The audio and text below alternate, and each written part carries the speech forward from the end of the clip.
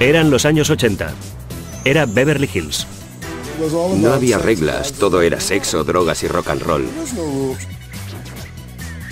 Los nombres de los diseñadores de ropa pasaron a ser importantes. Las marcas, dónde comprabas, dónde cenabas. Era Beverly Hills. Y en el centro de ese ambiente estaba el club de chicos billonarios, jóvenes de la flor y nata de las familias de élite de Beverly Hills. Siempre tenían el mejor servicio, las mejores mesas. Y su líder era un carismático niño prodigio llamado Joe Hunt. Deseaba tener mucho poder, deseaba ser un líder. Pero su feroz ambición le conduciría al desastre. Hay una voz que jamás podrá ser sofocada. Y es la voz de un hombre inocente que proclama su inocencia. La codicia por el dinero de un pez gordo de Beverly Hills empieza con el engaño y lleva a una mortal desesperación. Esta noche en Poder, Privilegio y Justicia.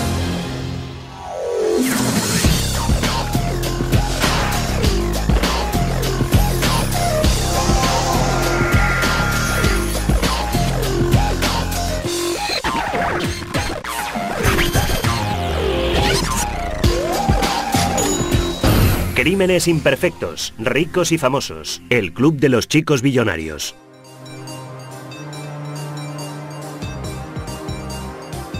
Bienvenidos a Beverly Hills, ya han llegado.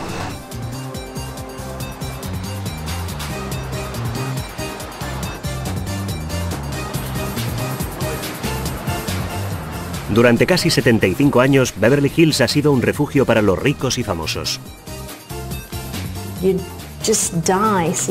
Es increíble ver cómo se gasta el dinero la gente aquí, en Beverly Hills. Zapatos, bolsos, cremas faciales. Es increíble. En una década de consumo conspicuo, Beverly Hills era la capital mundial de las compras. Todo se basaba en exhibir tu riqueza, en cuanto tenías, y hasta cierto punto era decadente. Era casi demasiado, algo excesivo. Así eran los 80. Era una atmósfera de alto octonaje, de codicia y miedo, que en 1984 se vio estimulada por la ambición de un hombre y la desaparición de otro. El 8 de junio se denunció la desaparición de Ron Levin, un turbio hombre de negocios de Beverly Hills con un largo historial de fraudes. Al principio la policía no se tomó muy en serio la denuncia. Recuerdo a Ron Levin de mis días en Beverly Hills. Conducía un Rolls Royce verde. Lo llevaron a mi casa un par de veces y me pareció un hombre inquietante. La resolución del misterio de la desaparición de Levin dejaría al descubierto elaboradas estafas, secuestros y quizá asesinatos. Levin había sido visto por última vez 2 noches antes con un joven hombre de negocios llamado Joe Hunt. Hunt era una figura glamurosa pero misteriosa en Beverly Hills. Hay quien dice que era un genio de las inversiones, otros dicen que era un siniestro timador. ¿Quién era Joe Hunt? Joe Hunt inició su vida siendo Joseph Kamsky, en un mundo muy distinto a Beverly Hills. Creció en Van Nuys, en una casita muy humilde. Era una casita pequeñita, llena de gente y rodeada de otras casitas pequeñas, y a duras penas lograban sobrevivir. El padre de Joe era un hombre emocionalmente distante que trabajaba en una clínica llamada Instituto Americano de la Hipnosis. Su hijo Joe se convirtió en un conejillo de indias de sus teorías sobre la autohipnosis. Iba a enseñar a Joe la capacidad de hipnotizarse y programarse para cualquier objetivo que tuviera, y le inculcó la idea de que había que eliminar cualquier distracción o cualquier cosa que se interpusiera en el camino hacia lo que deseabas. Al cumplir los 12 años era ya muy evidente que Joe era distinto. Era excepcionalmente inteligente, con una mente despejada y bien organizada, centrada en la consecución de sus objetivos. Ganó con facilidad una beca para la prestigiosa escuela de secundaria Harvard en Beverly Hills. Algunas de las mejores familias enviaban a sus hijos a esa escuela. Todo el mundo venía con chofer desde la zona oeste y desde Beverly Hills. Ibas a visitar sus casas y eran mansiones. Joe deseaba desesperadamente ser aceptado por sus ricos compañeros de clase, pero era desgarbado y estaba sin pulir.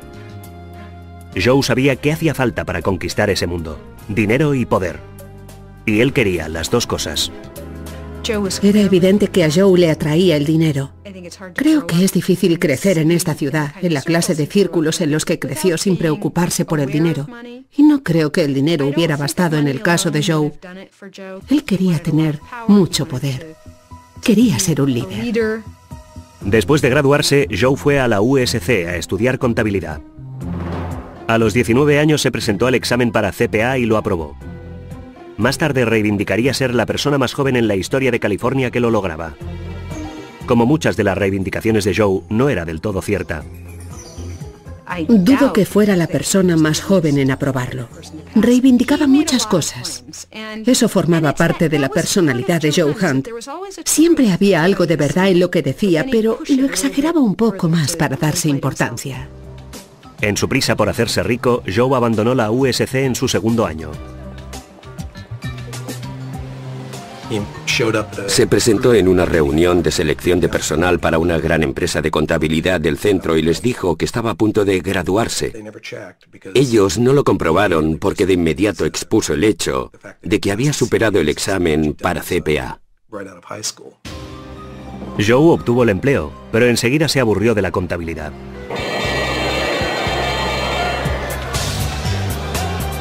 En 1981, Joe llegó a la Bolsa Mercantil de Chicago para hacer fortuna. Cuando Joe fue a Chicago, hizo su entrada con una gran seguridad en sí mismo y con toda la chulería de que era capaz, creyendo que con su cerebro y con sus escasos conocimientos iba a arrasar en el mercado de los artículos de consumo. En realidad, el de los artículos de consumo es un mercado arriesgado, incluso para la gente que sabe lo que se hace. Y Joe no tenía ni idea de lo que estaba haciendo y perdió todo el dinero que había intentado invertir. Joe necesitaba cubrir sus pérdidas y las reglas no importaban. Reclutó inversores y empezó a invertir su dinero. No poseía licencia para gestionar un grupo de inversiones, pero procedió a crearlo igualmente. Y cuando la noticia llegó a oídos de las autoridades de la Bolsa Mercantil de Chicago, Joe cometió el grave error de primero tratar de engatusar, luego intimidar y finalmente enfrentarse al vicepresidente de la Bolsa Mercantil, lo que le llevó al punto de la destrucción total. Fue expulsado de inmediato de la bolsa. He conocido a muchos hombres como Joe. Los grandes contratiempos no les perturban, nunca tienen la culpa de nada y el fracaso solo les hace más audaces. Así que Joe lió el petate y regresó a Beverly Hills con grandes planes. Después de la pausa, Joe Gamsky se convierte en Joe Hunt y regresa a Beverly Hills con la intención de hacer su agosto.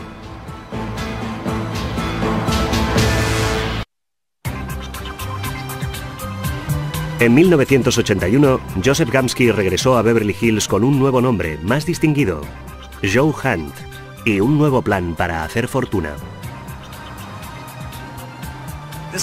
El muchacho en realidad tenía solo dos cosas a su favor, su ambición y sus amigos ricos de la escuela, e ideó un plan que pondría ambas cosas en juego.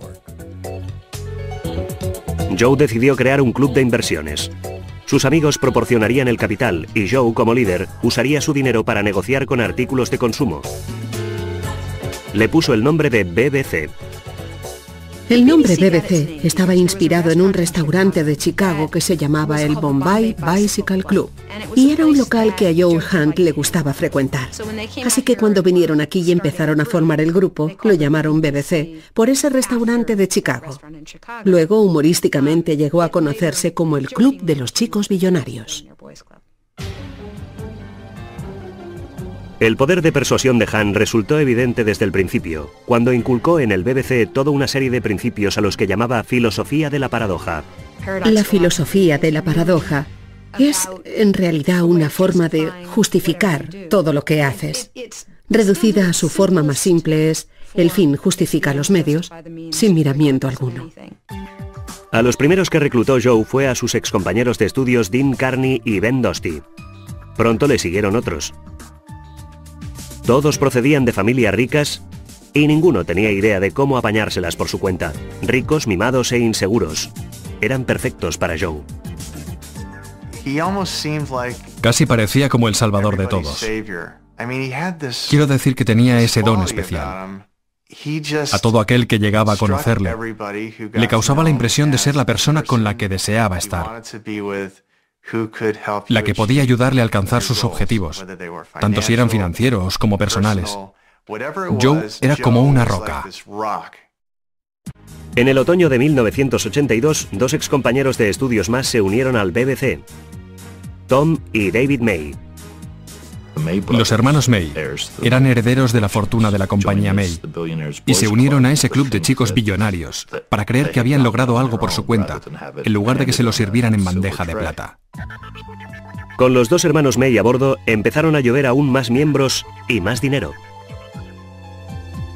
Al principio, tuvieron mucho éxito a la hora de reunir dinero, y esa era la verdadera importancia de los jóvenes que Joe trajo al grupo, que tenían contactos, y sus contactos estaban profundamente enraizados en la comunidad. Consiguió penetrar en ese círculo, Beverly Hills, Bel Air. Todo fue en aumento progresivo. Joe abrió una cuenta comercial en la prestigiosa firma Cantor Fitzgerald y empezó a comprar y vender artículos de consumo de alto riesgo. Estaba seguro de que no podía perder, y al principio no lo hizo.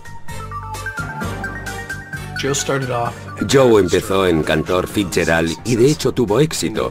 En muy poco tiempo Joe tenía en definitiva aproximadamente un par de millones de dólares en sus cuentas de inversiones. Joe pronto alquiló para el BBC una costosa serie de oficinas en el edificio Wells Fargo, en el corazón de Beverly Hills. Gastó miles y miles de dólares en asegurarse de que él y los demás miembros del grupo parecían y actuaban como peces gordos. Cenas caras en Spago, trajes de Armani de $4.000 y coches deportivos alemanes. Quería que todo el mundo le viera como la persona triunfadora que él se consideraba. Quería que la gente creyera que había logrado un gran éxito, que era todo un personaje. Se convirtieron en un grupo fácilmente identificable. Aparecían en los sitios vestidos iguales o bien con trajes de ejecutivo o con smoking si acudían a algún evento de gala. La gente sabía que estaban relacionados con familias muy acaudaladas. Ellos sabían cómo sacarle partido. Iban impecablemente vestidos con trajes de diseñadores, poseían coches caros de los últimos modelos, llevaban relojes Rolex, lucían todos los atavíos necesarios para impresionar. El BBC intentó crear un negocio para adaptar los coches de lujo europeos a los criterios estadounidenses, pero los beneficios pasaron a ser menos importantes que el placer. Poseían una flota de coches. De hecho, compraron un montón de turismos BMW de la serie 700 que se suponía tenían que modificar y vender, pero les gustaba tanto conducirlos que se convirtieron en la flota del BBC y en el proceso añadieron un par de Mercedes y un Rolls Royce. Una de las secretarias de BBC me describió lo que esos muchachos hacían en realidad, diciendo que se ponían el traje de ejecutivo de papá y venían a jugar a las oficinas. Y creo que esa era una descripción muy acertada.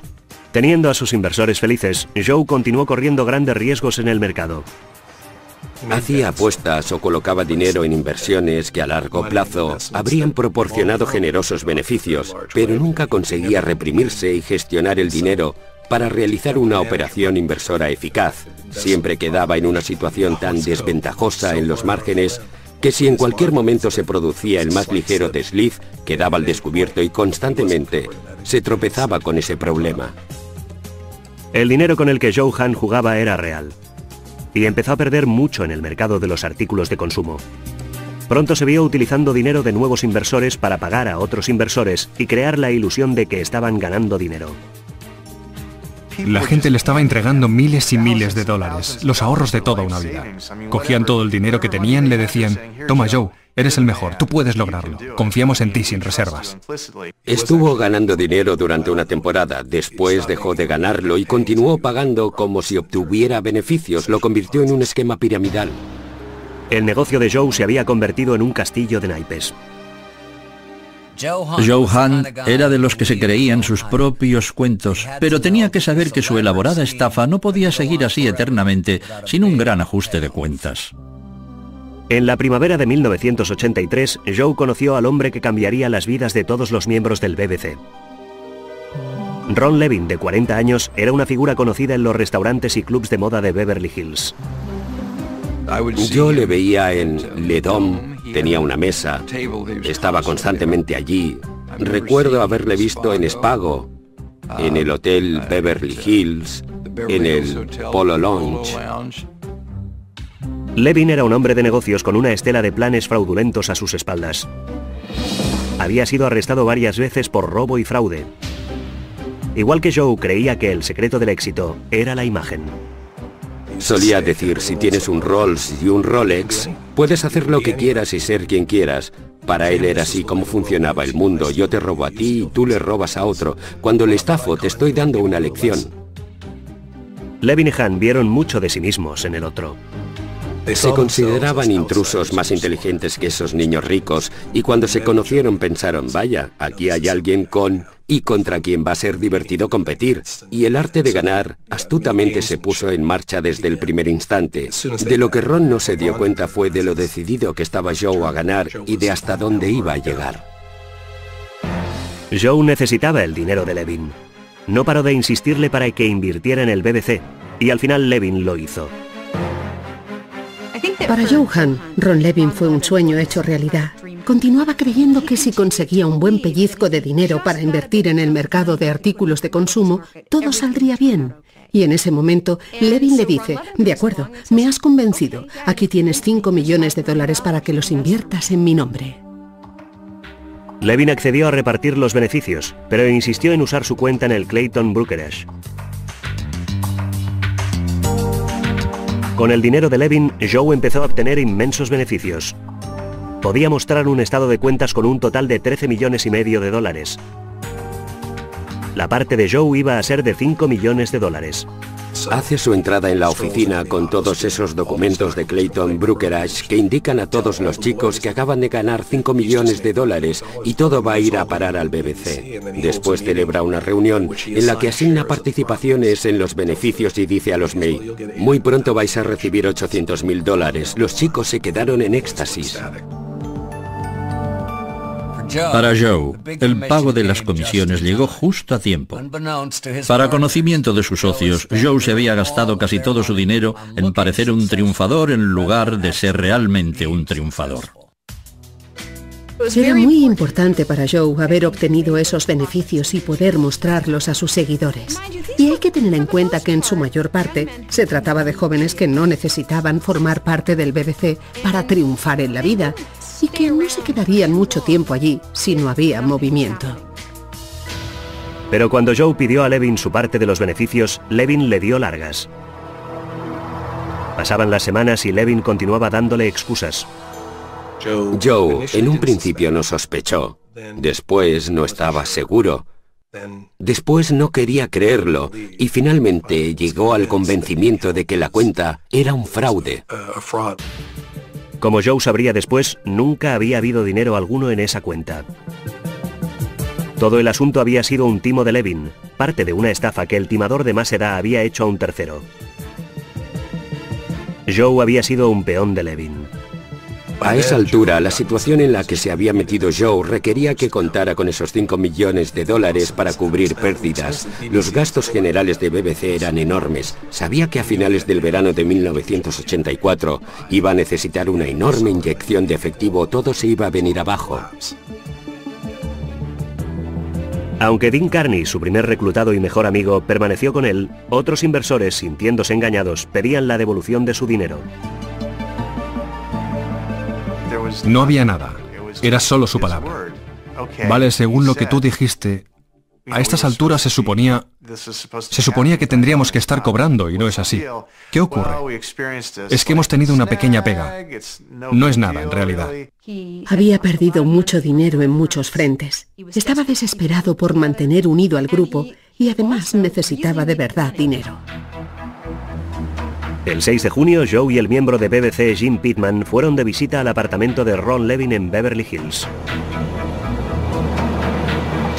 Al día siguiente, Joe llegó a la oficina con un cheque de $1,5 millones de una cuenta en un banco suizo, firmado por Levin. La única forma de mantener a flote un timo así es seguir metiendo dinero. Parecía que el cheque de Ron Levin iba a salvar el club de los chicos billonarios, pero cuando Joe llevó el cheque al banco, se lo devolvieron. Joe Hunt y el timador Ron Levin habían mantenido un duelo de ingenios durante casi un año. Joe había recibido de Ron un cheque de $1,5 millones que le fue devuelto. 2 días después se denunció la desaparición de Ron Levin. Al principio la policía no se preocupó. La mayor parte de los policías les dirán en privado que detestan hacer informes de personas desaparecidas, y en el caso de un tipo sospechoso como Ron Levin, digamos que la policía no se dio prisa en encontrarle. Cuando se tomó nota de la denuncia y vimos que se trataba de Ron Levin, mi compañero y yo la miramos y dijimos, Ron ya ha vuelto a las andadas. A finales del verano, Joe se estaba quedando sin dinero y sus seguidores estaban perdiendo la fe. Aunque su mejor amigo, Dean Carney, seguía siendo leal, David May, que había perdido mucho con Joe, estaba cada vez más desilusionado. En realidad, Joe solo podía contar con Dean Carney y con un nuevo miembro, Reza Eslaminia. El padre de Reza había huido de Irán con varios millones de dólares, dinero con el que Joe y Reza planeaban quedarse. Pero sus planes estaban condenados desde el principio. Como muchos iraníes pudientes que se marcharon porque eran aliados del Shah, a su llegada a los Estados Unidos, Hedayat Eslaminia no tenía tanto dinero como cuando estaba en Irán. Sus bienes en Irán quedaron congelados y ni Reza ni ningún otro miembro de su familia tenía acceso a ellos. Pocos meses después de que Reza y Joe se conocieran, el padre de Reza desapareció. La mayoría de la gente supuso que había sido obra de sus enemigos políticos. Nadie sospechó de Joe Hunt. Hedayat Eslaminia estaba activamente involucrado en el movimiento de oposición a Khomeini, por lo que al principio existió una gran preocupación de que hubiera sido secuestrado o asesinado por personas contratadas por Khomeini. Hasta que el 8 de agosto el castillo de naipes de Joe empezó a derrumbarse. El inspector de Beverly Hills, Les Zoller, recibió la llamada de un abogado que representaba a Tom y David May. Estos querían reunirse con la policía para contarles cómo Joe Hunt les había estafado miles de dólares. Y había algo más que sabían con respecto a Hunt. Algo que consideraban iba a interesar a la policía. Para Joe Hunt el lazo se iba tensando. Durante más de 2 años había vivido a costa de sus amigos ricos de Beverly Hills. Pero les voy a decir una cosa. A la gente que tiene mucho dinero tampoco le gusta perderlo. Nos reunimos en Sunset Boulevard, en el bufet del abogado del padre de los hermanos May. Allí empezaron por decir que Ron Levin conocía a Joe Hunt y que la cuenta que Ron Levin abrió en la compañía Clayton Brokerage para las transacciones comerciales de Joe era una cuenta falsa. Fue un timo. Los hermanos May dijeron que cuando Joe descubrió que Levin le había timado, convocó una reunión del BBC. Estaba sencillamente fuera de sí. Y durante esa reunión, Joe reveló que él y Jim se habían deshecho de Ron Levin. No dijeron exactamente que lo habían matado, pero lo que se deducía era que había muerto. Hasta ese momento, la única persona en el grupo que lo sabía era Dean Carney. Y fue un momento en el que se produjo un gran caos en el grupo, ya que la gente intentaba estudiar qué hacer a continuación. La policía se quedó estupefacta ante la acusación de Tom y David May. Obtuvieron una orden para registrar el apartamento de Levin, donde hicieron un increíble descubrimiento. Mientras registraban su despacho, detrás de una papelera encontraron 7 páginas de listas y en la primera había una lista de cosas a hacer. La examiné y vi que había varios conceptos de cosas a hacer. Y bueno, eran cosas como cerrar las cortinas, matar al perro, etcétera, etcétera. Y en ese momento lo tuve bastante claro. La letra en la lista de cosas a hacer era la de Joe Hunt.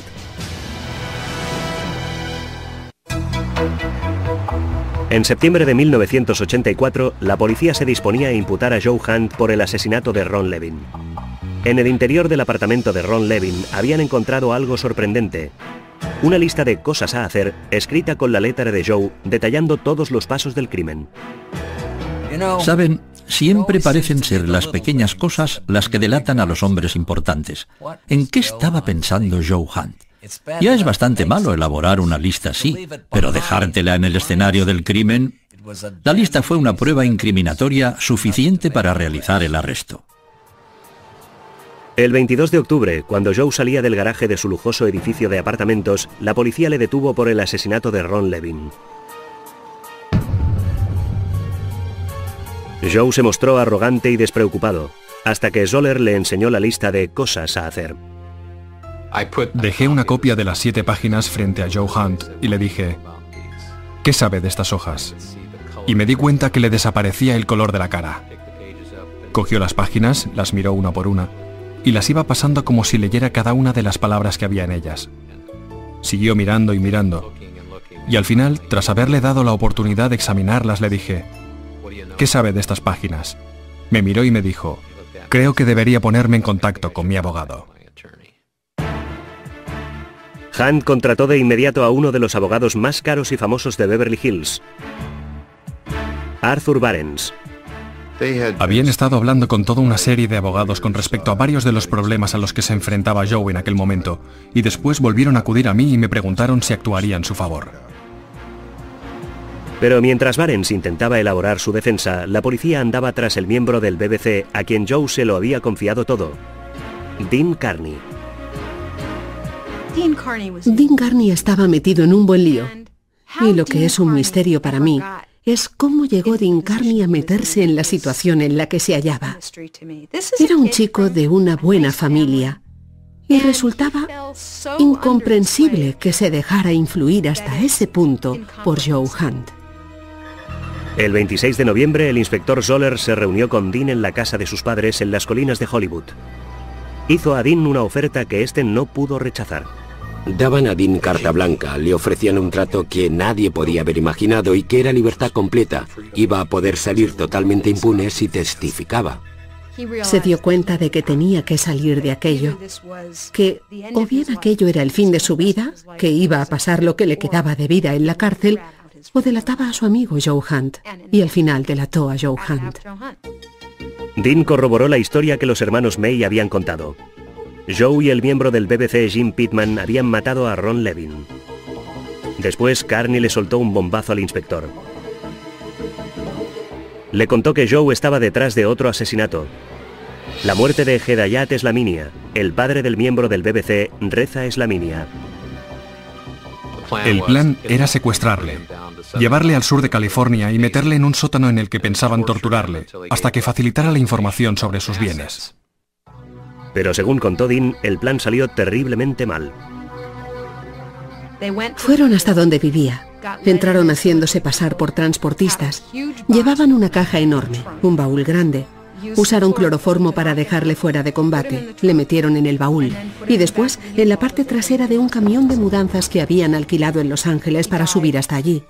Probablemente murió de asfixia en el trayecto hacia el sur desde San Francisco. Eran unos cabezas de chorlito. Quiero decir que no se aprende muy pronto que cuando se captura una mariposa hay que hacer agujeros para que pueda respirar. Es algo muy básico. Dean contó a Zoller que él y Joe se habían deshecho del cuerpo en Soledad Canyon. 2 días después, Dean condujo al inspector al lugar.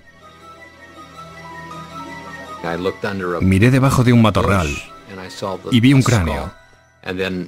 Y vi la parte inferior de una mandíbula, con dientes. Y esa fue la clave para identificar los restos de Hedayat Slaminia, gracias al odontograma. El 8 de diciembre de 1985, Joe Hunt fue acusado de un segundo crimen: el asesinato de Hedayat Slaminia. Los 2 cargos de asesinato conmocionaron Beverly Hills. Creo que fue un gran escándalo porque es algo que sorprende, que pudiera haber tal caos en una vida que a uno le parece tan perfecta, según los cánones de Beverly Hills.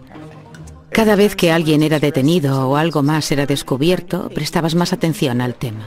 A pesar de su ostentación y su dinero, Beverly Hills siempre ha preferido guardar para sí sus escándalos. Pero el club de los chicos billonarios era diferente. Cuando comenzó el juicio, el bombo de los medios alcanzó nuevas cotas.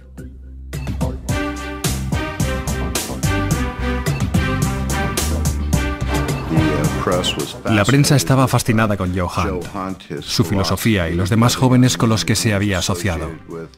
Es evidente que la historia poseía muchos aspectos fascinantes. En el juicio, los fiscales empezaron por los móviles de Joe.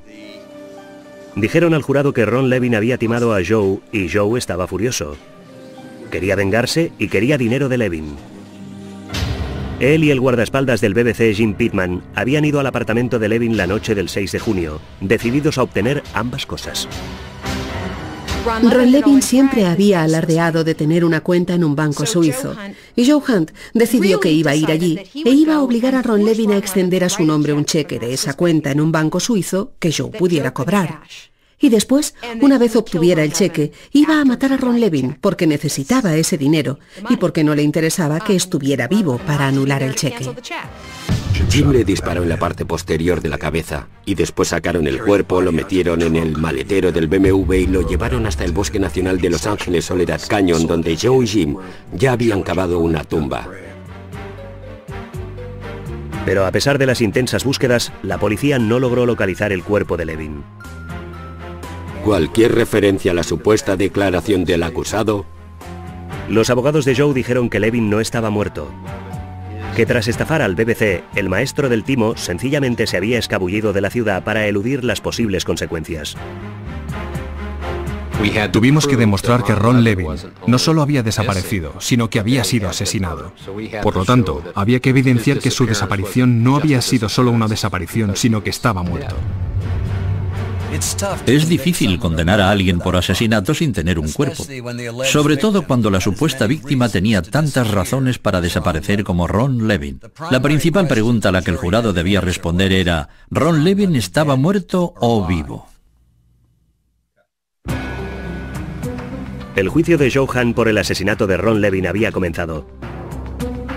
En Beverly Hills no se hablaba de otra cosa. En restaurantes exclusivos, fiestas nocturnas y tras los muros de las mansiones de Beverly Hills, la gente hablaba del misterioso caso de Joe Hunt, Ron Levin y el club de los chicos billonarios. Todos tenían una teoría, pero la única teoría importante sería la que el jurado creyera. Uno de los mayores desafíos de la defensa era justificar la lista de cosas a hacer escrita a mano por Joe. En el tercer día del juicio, la acusación presentó la lista. Era una prueba irrecusable. Se trata de un hombre tan meticuloso que anota cada paso antes de matar a Ron Levin. Matar al perro, cerrar las cortinas, todas las cosas que había en esa lista. Es muy meticuloso y, sin embargo, se deja allí la lista. ¿Eso qué quiere decir? Si no hubiera sido porque se olvidó la lista, el asunto no se habría desenmarañado y él seguramente jamás habría sido arrestado por esos dos crímenes. La acusación hizo desfilar por el estrado a toda una serie de miembros del BBC. Hicimos que los distintos miembros se presentaran a testificar sobre aquella reunión que mantuvieron el 24 de junio en el Wilshire Manning, donde Joe Hunt desveló que se había deshecho de Ron Levin. El último testigo que subió al estrado fue el mejor amigo de Joe, Dean Carney. Cuando empezó a hablar, el silencio en la sala del tribunal era absoluto. Era ese el momento que todos habíamos estado esperando. Dean Carney había sido el amigo más querido de Joe Hunt y ahora de repente se encontraba sentado en el estrado de los testigos señalándole con el dedo y diciendo: tú, mi ex mejor amigo, tú eres un asesino. Dean habló de sí mismo y de lo que había hecho con una especie de desprecio hacia sí mismo que resultaba inquietante pero convincente. Durante su interrogatorio a Carney, los abogados de Joe adujeron que Joe no había hecho otra cosa que fanfarronear acerca del crimen para impresionar a sus amigos. Creo que toda esa imagen que dio Hunt de sí mismo a esos jóvenes fue inventada por él y exagerada. La capacidad de cometer un homicidio para vengarse de una supuesta fechoría o timo, por el cual Ron Levin les había convertido en víctimas, a mi entender parecía corresponderse con su exageración.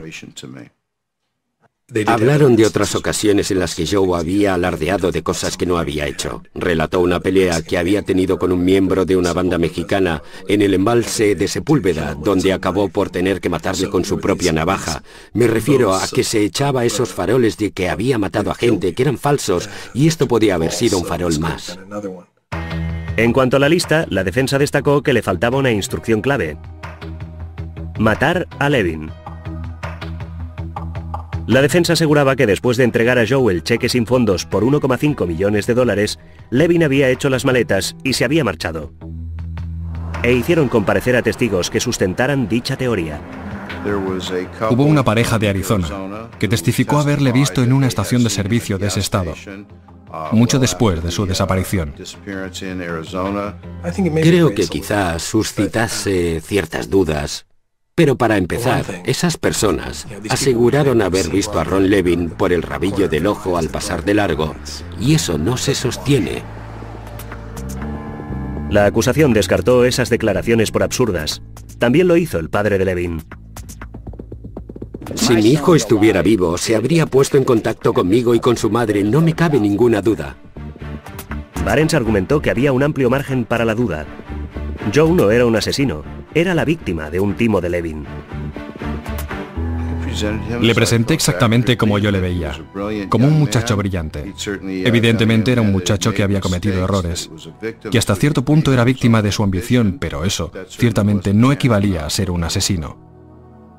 El juicio concluyó el 22 de abril, pero el jurado no llegó a oír ni una palabra del protagonista, Joe Hunt. Hubo un momento en el juicio en el que Joe tuvo la oportunidad de ocupar el estrado y defenderse. Y creo que él deseaba hacerlo. Para muchas personas, la decisión de no subir al estrado hizo a Joe Hunt parecer culpable, pero la mayoría de abogados defensores les dirán que permitir que la acusación interrogue a su cliente es mucho peor. Y así, Joe Hunt continuó siendo un enigma, incluso cuando el jurado salió de la sala para determinar su suerte. A nuestro regreso, el veredicto en el juicio por el asesinato de Ron Levin. El 22 de abril de 1987, un jurado de California anunció que había alcanzado un veredicto en el juicio de Joe Hunt por el asesinato de Ron Levin. Si era condenado, Joe podía enfrentarse a la pena de muerte. No hay nada comparable a la intensa expectación que suscita el anuncio de un jurado de que ha alcanzado un veredicto. Y esta no fue una excepción. Nosotros, el jurado en la acción judicial de referencia, declaramos al acusado Joe Hunt culpable de asesinato y violación de la sección del Código Penal 187. La larga trayectoria de Joe Hunt engañando al mundo por fin había acabado. Le quedaba una sola esperanza: que el jurado le condenara a cadena perpetua, no a la cámara de gas. Para el padre de Ron Levin la elección estaba clara. ¿Qué pienso de él? ¿Cómo querría verle? Querría verle morir. Es así como querría verle.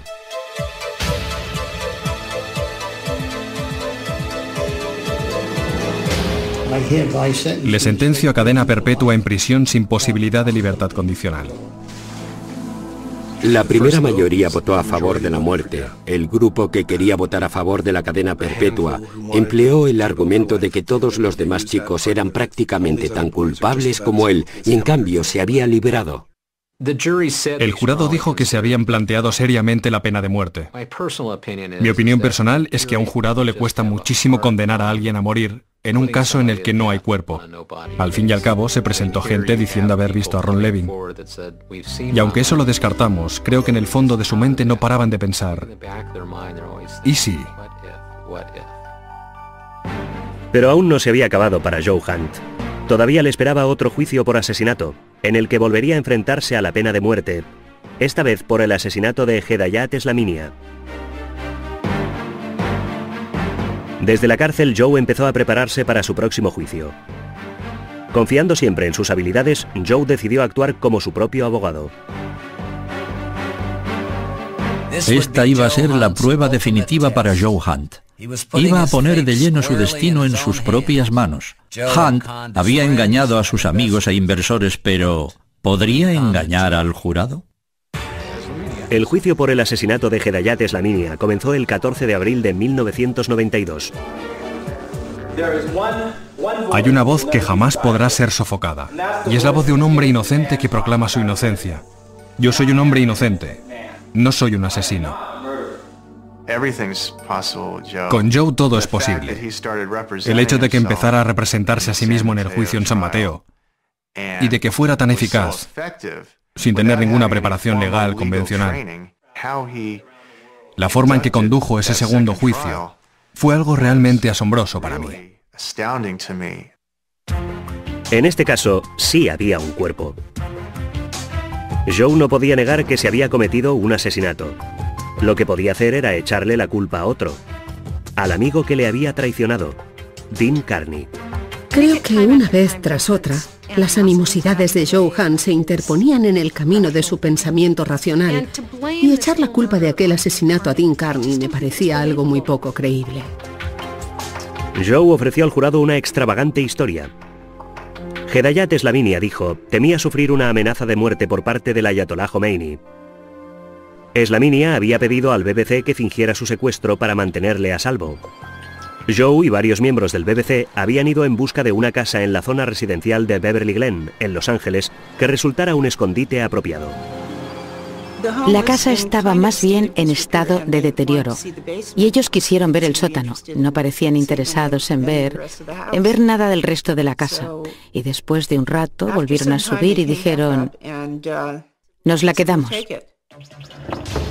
Joe declaró que una vez hubieron secuestrado a Eslaminia, Dean Carney tenía la misión de custodiarlo.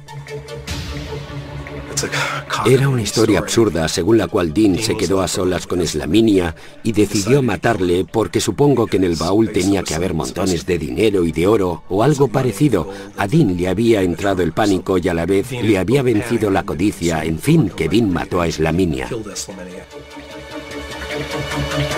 A lo largo de todo su testimonio, Joe tuvo a todo el jurado en el borde de sus asientos. Todos los miembros del jurado dijeron que Joe Hunt era uno de los mejores abogados defensores que habían visto. En cambio, no era muy buen testigo en su favor. Contó una historia que a todas luces era absurda. A pesar de la absurda historia, el carisma de Joe era más potente que nunca. El 10 de diciembre de 1992, el jurado anunció que no podía alcanzar un veredicto. Se declaró juicio nulo y el Estado optó por no volver a juzgar el caso. Joe regresó a la cárcel para cumplir cadena perpetua por el asesinato de Ron Levin. La historia del Club de los Chicos Billonarios había terminado. Lo que la gente debatiría durante años era cómo había atraído Joe a tantos jóvenes privilegiados a su telaraña de engaños y asesinatos. Creo que Joe ofrecía algo irresistible. Accedía a esos muchachos en un momento de sus vidas en el que se sentían muy vulnerables. Ese gran abismo que tenían que superar entre la infancia y la edad adulta. Él estaba allí y les decía, mira, hay un puente, no es nada difícil, ni siquiera tienes que cambiar de tren de vida. Sígueme y la vida será fácil. Joe Hunt pasará el resto de su vida en una cárcel de California, lejos del boato de Beverly Hills que él tanto anhelaba. En cuanto a los demás miembros del BBC, ninguno de ellos pasó un tiempo significativo entre rejas. Puede que Joe Hunt los condujera hasta el borde del precipicio, pero solo él acabó precipitándose. Dominic Dunne para la televisión judicial.